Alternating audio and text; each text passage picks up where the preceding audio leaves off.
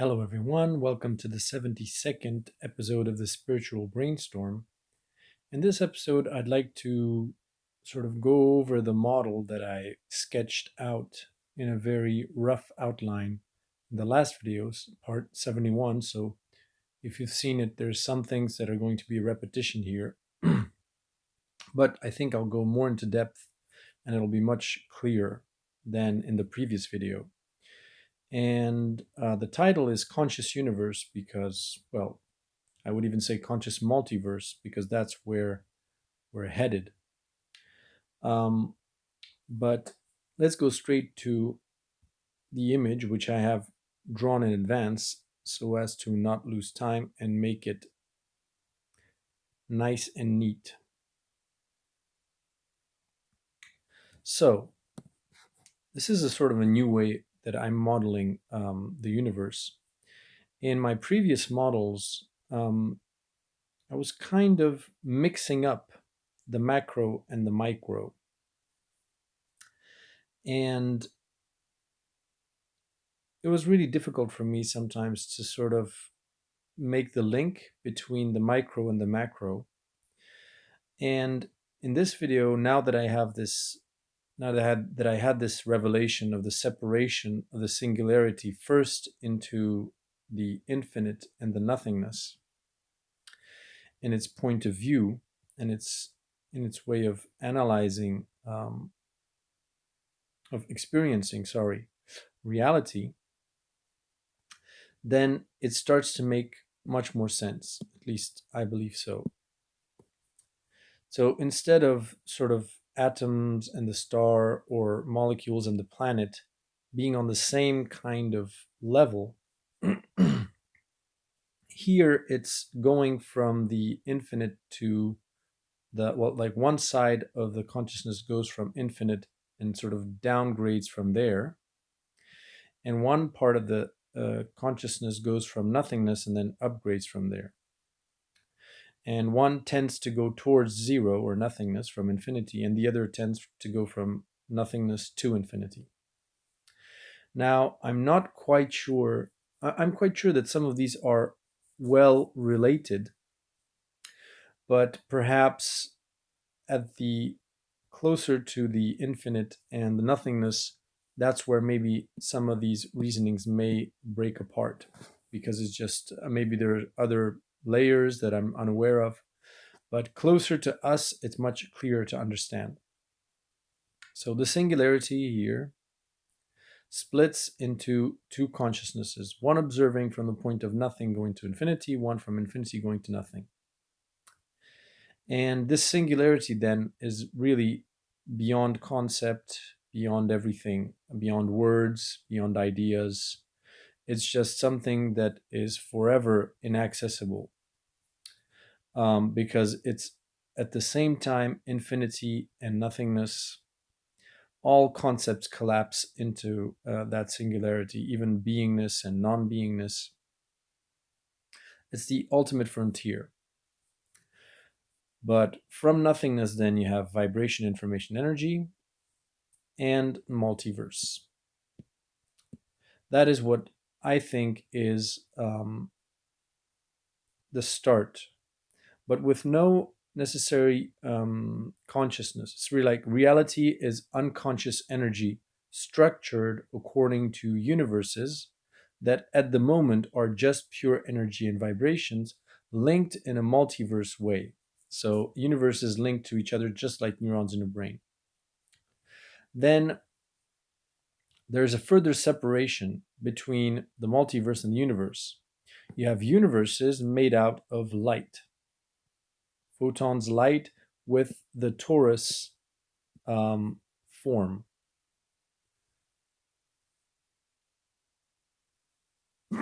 Sorry. And the torus form is also applied to as with for the micro as to the macro.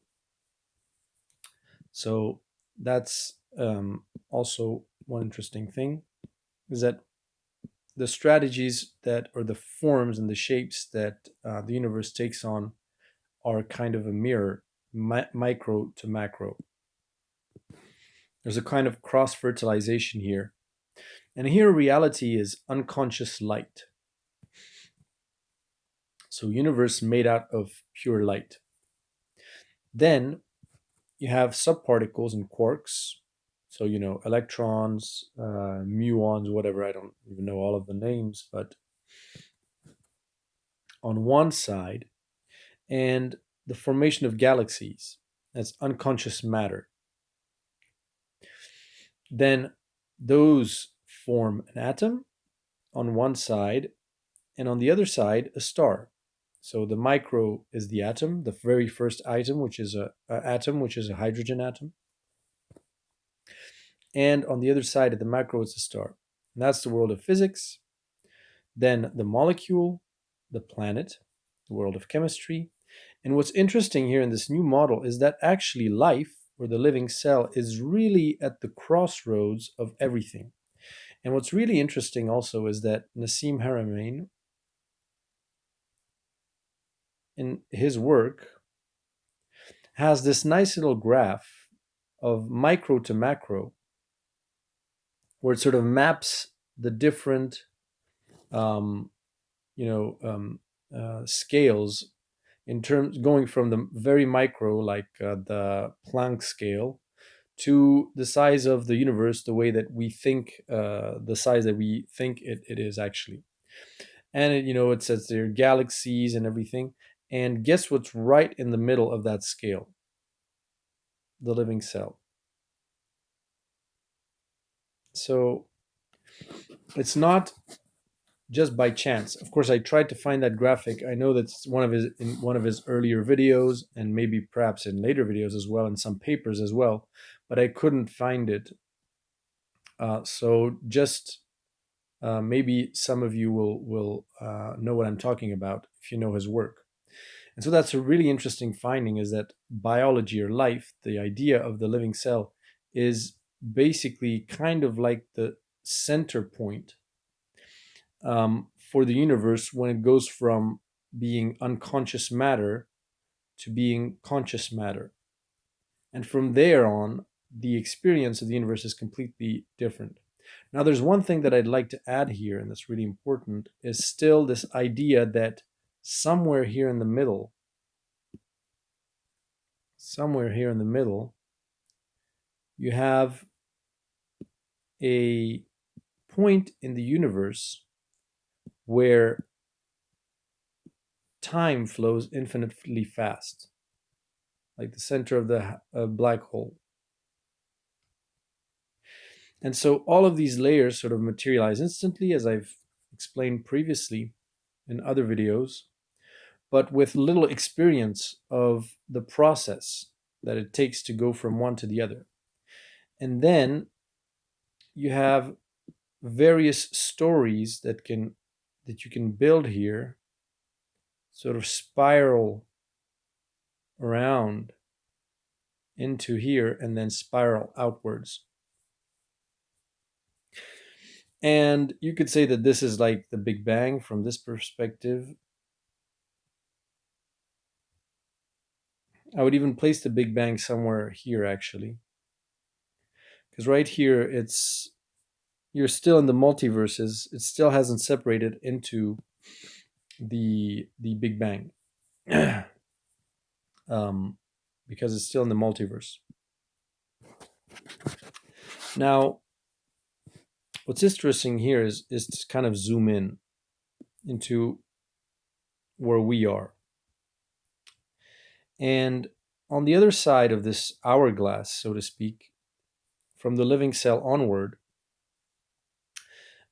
what you have is the same scale going upward, with consciousness gradually transforming what was matter and unconscious matter, like planets, stars, galaxies, into conscious matter through beings like us.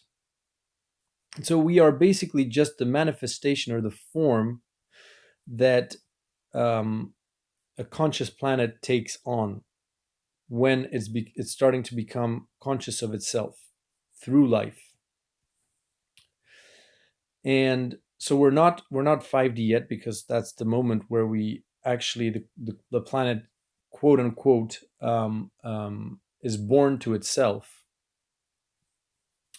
But the effects that it has is really interesting because at each level, it's the matter part which is transcended.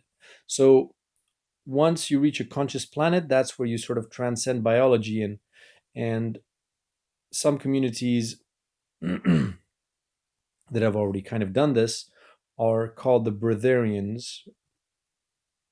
I think that's how they're called. I don't even if that's how you pronounce it, but basically it's people that can live off of just oxygen. They don't need to eat. They just need to breathe. And in autobiography of a yogi, apparently there are even some yogis who have mastered the staying alive while not even breathing, and that is transcending chemistry. You could say like yogi, but that's even something different.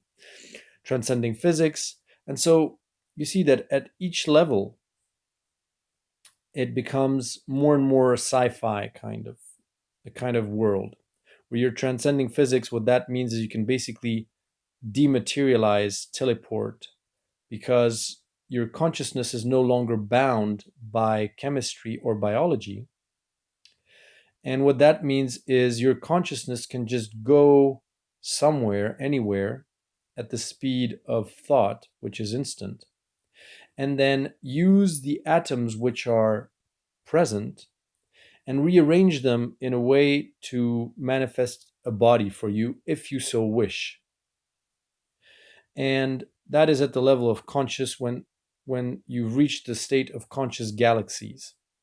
It's very, very far away into quote unquote the future, even though in this model time doesn't exist. It's just a matter of how you wish to navigate through time, through this instant kind of line here, the orange line, or through the linear red spiral, which is the linear time space construct.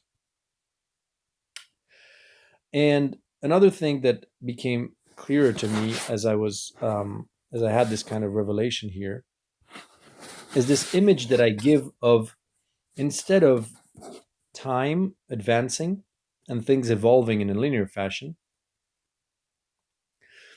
um, it's basically the universe which applies a sharpening effect, like a camera, from when it's completely fuzzy and blurred to something that is sharper and sharper. And that is exactly how it does that. If you look at this model here, um, basically consciousnesses incarnate into various points here, and when they die, basically the consciousness, as I've explained in previous videos, is released into one that is forward looking, that goes towards infinity when it starts from zero, and one that goes back to the previous form. So a very easy example that I was saying is, if you're a human here and your body dies, then part of your consciousness falls back into the individual living cells that you're made of, and they have a kind of life of their own, but they've benefited from the experience of being part of your body, which makes them evolve in their own kind of dimension, which is uh, which you may think is at the same level as you are, but it's really not. And part of your consciousness moves forward into, the astral 5D or whatever, but not in the same with the same quality. That is the idea of 3D with the five senses and all that stuff. So when your body dies, your consciousness splits into, again, this nothing and everything. And what's interesting is that you could say that the 5D plane, for instance, 4D and 5D, let's say this is like there's some gradation here where you're 4D here, then you're 5D here, and then maybe you're 6D here. I don't even know. Doesn't really matter. And I don't really like to use the term dimensions because it's sometimes really confusing to people.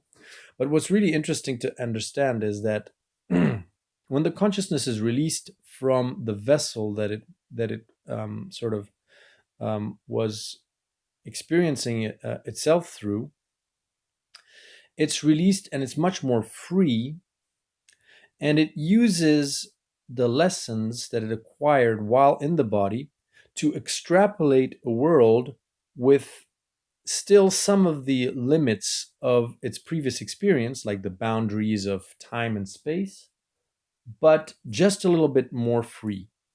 And so you could say that even before humans existed, when you had animals here, for instance, oops, when they died, their spirits, the consciousness that inhabited them, that was aiming towards infinity, was sort of shot up into the astral, where they sort of created the astral, or like more a more accurate term is brought it into focus, where it was really a fuzzy, just a potential of plenty of frequencies that were completely chaotic, and nobody was there to sort of, no consciousness was there to observe them and give them a form or start an experience. Well, the spirits of the animals just created a realm here where it all started to sort of come into shape. And that's why you have what we call in the lower astral,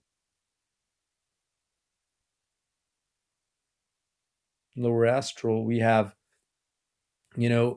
energies that are quote unquote demons, or energies that are actually sucking your energy, or preying on you, or invading your private, like inhabiting you with dirty thoughts and all kinds of other things. It's simply because the animal like behavior, predatory behaviors, for instance, of prey and predator, all of these instincts, base instincts, even survival and all this stuff, just got displaced when the animals died into the astral, where they formed the lower astral, which is just a mirror of the interactions between animals at the 3D level. And so that's exactly how the universe sort of evolves. And then from their interactions in the astral, where those spirits for the animals interact, they then cross fertilize when they reincarnate into 3D. They bring in knowledge of how they were interacting in the astral to manifest what we call evolution, but with a sort of a goal, an aim, because they've managed to experience a lot of things in a very lighter kind of consciousness form, plenty of different experiences which were kind of like an inspiration for evolution at the 3D level. And for instance, grow sharper teeth, or stronger wings, or a stronger shell to protect themselves from predators. And so the same applies to us, actually. As humans appeared on Earth, when they died, they've also sort of went into the astral and gave that astral a form, like, for instance, uh, angels. Some humans became angels. Some humans became, other, well, maybe you could say demons, maybe, I don't know. Um, and of course, that all of this happened at the same time, instantly, in this orange line. Basically, many of these forms appeared, but then the consciousnesses that actually have, first, the consciousnesses had to have some kind of experience to be able then to incarnate, or their consciousnesses, once they're out of the body, to sort of attach to one of those forms and breathe life into it and experience into it. Whereas before, it was like on this orange line, it's like a potential, a frozen potential, like an idea, like basically a note on a piano that is waiting to be struck. And you need first for consciousness to sort of incarnate in something that resonates at a lower octave to that potential, for once it dies, sort of to once it sort of shoots up into towards infinity, that it takes on that form and breathes life into it. And so the universe then becomes more and more focused and focused on itself as it moves upwards logically, and as consciousnesses sort of ascend it through this logic here, like up the hourglass. So that's how it works, and it's always a back and forth. So you go into the astral basically, or you go even above into the 5D, 6D. I don't even know what those are named. I'm really bad with names for those realms or dimensions. But the important part is simply that you go there in a lighter form, because it's not experienced as thoroughly as our 3D dense experience here. And so this is like very dense, and this is lighter.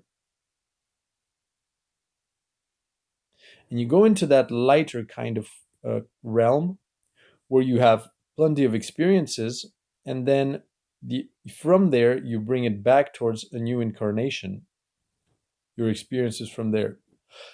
And again, this is a linear kind of way of seeing things, but it's more yeah, it's more simultaneous, but still I believe that there is a focusing effect, where this comes into focus first and this comes into focus last. Basically, the ultimate form of the universe is when this field of pure energy, vibration, information becomes conscious of itself as a multiverse, a conscious multiverse. And then it's really, I don't even know what that would look like, but basically, just imagine consciousness that contemplates infinity and has no experience of any form, and therefore would not know which way to start in experiencing all that it is, all the vibrations, all the information, all the energy that it contains. And if it manages to um, go through all of the different forms that are possible, from angels to humans to cells to everything, then in this last form, it really can manifest anything it wants, because it knows the form by heart, how it interacts with other forms. It's like, just basically, it's like knowing how to play the entire piano keyboard, and knowing everything about music theory. And there, you're like really free in your creativity, but not to the point where it's just like randomly banging on the notes in a way that it doesn't make sense, which is kind of what it is at the very start here, because there's no knowledge of any of these forms, so you don't really know what to do with them. So I hope this was a bit clear now, and this graph kind of made sense to you. um, Maybe I'll be revisiting this a little bit more if I have more things to say about it. But the basic idea is to make everything, well, to bring the density into all of these, where everything comes into focus more and more. Oops. And so this ascension process basically is simply us at the moment where basically this our reality um, gets close enough to this threshold, then we won't need to go back and forth all the time between the spiritual realm or whatever and the physical realm. Um, we can just we don't need to basically leave our bodies or die in order to experience it. Um, we can do it progressively just by raising our consciousness and taking the body with us. With us. Now we'll see if that's what we choose to do, because there are no set rules here, but that is one possibility for sure. So again, if you have any kind of questions, don't hesitate to ask. Just understand that here, the creativity of the universe in manifesting things becomes more and more infinite. And it's more and more free because it has integrated all of the structures and all of the forms before. And therefore, it's not going to create experiences which are a dead end, or it's going to find a strategy to experience them in a way that it's not a dead end. Like, for instance, you can experience an apocalypse if you plug your brain into a matrix like device without threatening the existence of your 3D reality. And in the same way, like this conscious universe, for instance, non physical or conscious light, it means that you can basically experience your wildest dreams and movies and everything without breaking the experience, because you've integrated all of the levels before and you've become a really accomplished and balanced and responsible, quote unquote, creator in terms of your consciousness. So, again, I hope this was interesting, and talk to you in the next video.